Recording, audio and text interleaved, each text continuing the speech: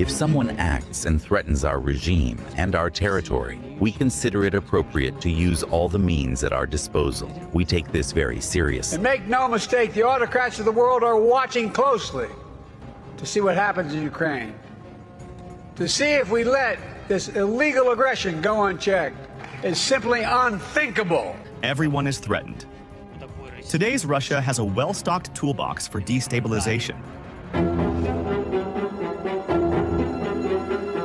Winds of war have been blowing across Europe in recent months, and in parallel to Israel, even if many have forgotten, the war in Ukraine has been going on for 2.5 years now. Putin is militarily and politically far from ending the war on his own terms, tightening alliances with the anti-Western forces and raising the threat threshold. There is an understanding in Europe that the risk of sliding into a world war after over 80 years is present and increasing. While Putin launches implicit threats, people around him, those close to the government, say this quite clearly. There will be no return to peace. The West will be forced into peace when it will again be scared to the extent that it understands there are no other options. For this, we should look for their weak spots and mercilessly, ruthlessly strike them there. The fear of nuclear weapons is the main reason for the cautionary policy of the West against Moscow, also dubbed controlled escalation. Currently, the world's nuclear arsenal is estimated to be 12,000 warheads, with the US owning about 5,000 and Russia nearly 5,600, including inactive warheads. Seemingly, the world has never been at such a dangerous point in time. The use of nuclear weapons is possible in exceptional cases, only in exceptional cases, where the government and the territory are under threat. We pay attention to what is happening in the world around us, and we do not rule out the possibility of changing this doctrine. But Washington keeps its nuclear weapons abroad as well. Germany, the Netherlands, and Belgium, among others. And since Russia announced the transfer of tactical nuclear weapons to Belarus, there have been increased discussions on American weapons being placed in additional countries, such as Poland, for the purpose of deterrence. In light of the war, there were periods when Russia suffered significant losses on the battlefield. According to estimates, this made the use of nuclear weapons by Moscow more likely. Though Russia believes itself as a geopolitical center of gravity, above it is a much more significant player, China. Putin is ramping up yet another offensive against Ukraine, sending wave after wave of Iranian drones, North Korean artillery, and tanks, missiles, and fighter jets built with machines and parts supplied by China. Historically, China always is allied with the world's most troublemaking states, rogue states to be precise, such as North Korea, such as Cuba, such as Iran, such as in the past is the PLO. And so to create strategic distractions, to keep the United States focused on those areas so that we should focus less on China. As world powers and permanent members of the UN Security Council, China and Russia transformed superpower relations that are quite different from the old Cold War era. Russia is expanding cooperations as well as its dependence on countries that are hostile to the West, building a counter-military and economic force led by China. Russia's impasse in the war is being used by China economically and politically, as well as Iran's and North Korea's dependence on them. Everything is part of its game against America. They see the West's stance against Moscow and draw conclusions on how to act in Taiwan. What's Biden's message to Israel? Don't strike back. Now, that to me illustrates not just the US, but Western weakness. And we saw the same in Afghanistan after decades of fighting and supporting Afghan forces and directly fighting ourselves against the Taliban. We then gave up. We left. We packed our bags and we left. While Washington is making alliances in Asia and building cross-continental coalitions against the Russian and Chinese threat, there is no clear strategy regarding the third party, Iran, and the policy towards it seems to be weak. In Israel, on the other hand, the Iranian threat is a top priority. But it seems that standing up to Russia and China as part of a Western bloc is not receiving sufficient attention. Israel acts and speaks carefully when it concerns Russia. But despite the cautious policy, we should remember that Russia has long associated Israel with the Western countries. This is indicated by a cartoon on the official website of Russia's Foreign Intelligence, SVR, from December, about 2 months after the start of the war in Gaza. This poor ragged eagle who hasn't eaten in a while is about to die. That's the American eagle. There's a lion with a British flag hat who also hasn't eaten in a while. That's it, the G7. And as the raft approaches the rock, probably to attack, there are other animals. There's a big giant Russian bear protecting everyone.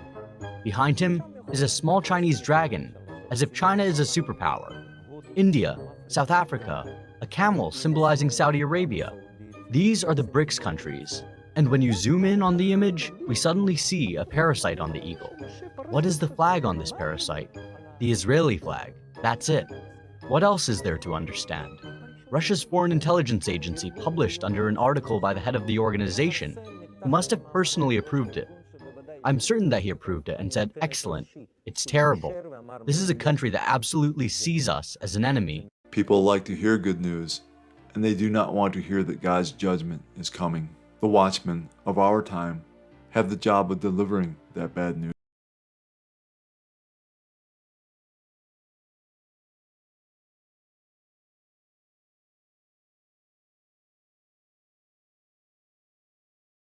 Turn to the Russian and Chinese jets intercepted by the U.S. military. Our chief global affairs correspondent, Martha Raddatz, is tracking this for us and what the Pentagon is saying this morning. This is provocative and unprecedented. For the first time ever, Chinese bombers were intercepted off the coast of Alaska. The 2 Chinese military aircraft, along with 2 Russian bombers, were flying in international airspace. But once the U.S. and Canada detected the bombers, they closely tracked them and sent U.S. and Canadian fighter jets to intercept them. NORAD said this was not seen as a direct threat, but with Joe Biden now officially a lame duck president, adversaries are bound to try and take advantage of that, and it clearly shows the growing cooperation between Russia and China in the Arctic region, which the commander of NORAD has said is a very big concern.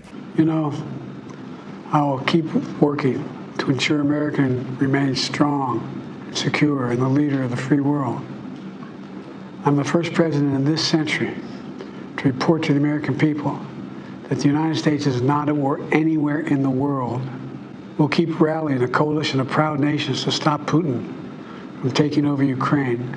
You know, when I came to office, the conventional wisdom was that China would inevitably surpass the United States. That's not the case anymore.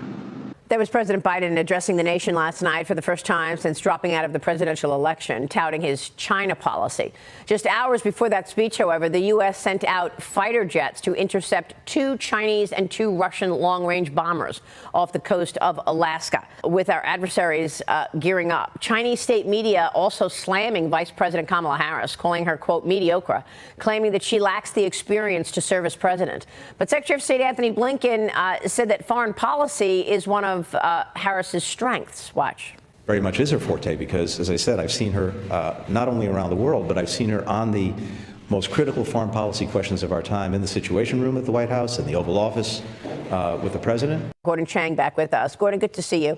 Thanks very much for being here. What is your sense of a Harris presidency and what that would mean for America's policy regarding China? Well, a couple things. As you pointed out, China called her mediocre, which I think is giving her much more credit than she deserves.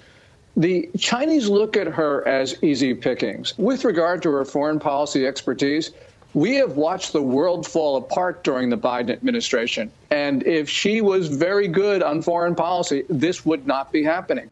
As President Biden prepared to address the nation from the Oval Office about his decision not to seek re-election, Russia and China teamed up for the first time ever to send warplanes to test U.S. response time near Alaska. Defense Secretary Lloyd Austin said the exercise was likely planned for some time. They're always testing us, and that's no surprise to any of us. I'll tell you what message we're sending, and that message is we're going to be at the ready. We are at the ready. We will always be at the ready. We're going to defend this nation. Russia's defense ministry released this video today of Tupolev warplanes taking off from a Russian military base. NORAD countered with a view from the American F-16, F-35, and Canadian pilot's vantage point. Canadian and U.S. warplanes detected, tracked, and intercepted the 2 Russian Tupolev 95 and 2 People's Republic of China H-6 military aircraft operating in the Alaska Air Defense Identification Zone. Our Department of Defense did not see this activity in Alaska Air Defense Identification Zone as a threat. America's adversaries are likely to try to take advantage of this period of transition during the next 6 months, according to national security experts. Iranian proxies like the Houthis in Yemen continue to test the U.S. military's response time as well. Meantime, the U.S. Air Force deployed strategic bombers for the first time ever to Romania, which borders Ukraine. While these B-52 bombers are not nuclear capable, they do send a deterrent message to Russia.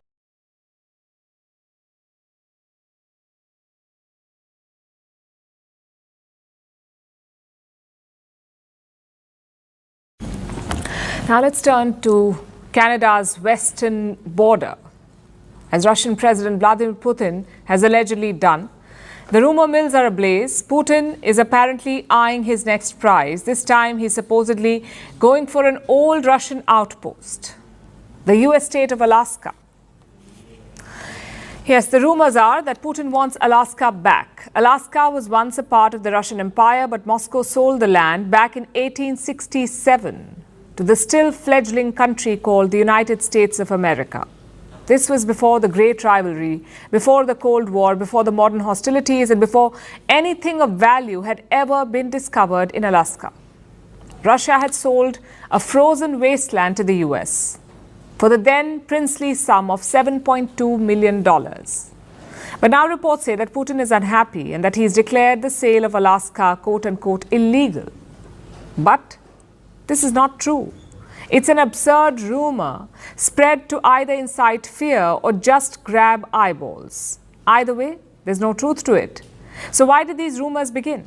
Because of a law that Putin signed a few days ago. He signed a decree on the 18th of January. Putin allocated some funds to Russia's Department of Foreign Property. These are to help find, register, and give legal protection to Russian property abroad. It's basically about protecting Russian assets, some of which are being held hostage by foreign governments. And this has been the case since Russia invaded Ukraine in 2022. So Putin's order is not really unusual. The Alaska rumors began because of the language of this decree. It mentioned protecting Russian property, including the property of the Soviet Union and the Russian Empire. The Soviet Union fell in December 1991. The Russian Empire lasted between 1721 and 1917. So someone thought Putin wants to claim everything that Russia ever owned, from the 1700s till today. And that would include Alaska.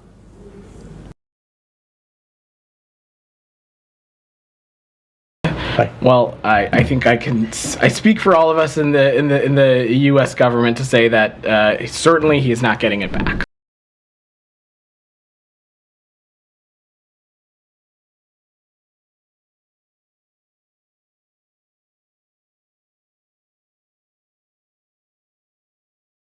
Threats the United States faces are the most serious and most challenging the nation has encountered since 1945 and include the potential for near-term major war. The United States last fought a global conflict during World War II, which ended nearly 80 years ago. The nation was last prepared for such a fight during the Cold War, which ended 35 years ago. It is not prepared today. How do you assure Americans watching now that we can get it together?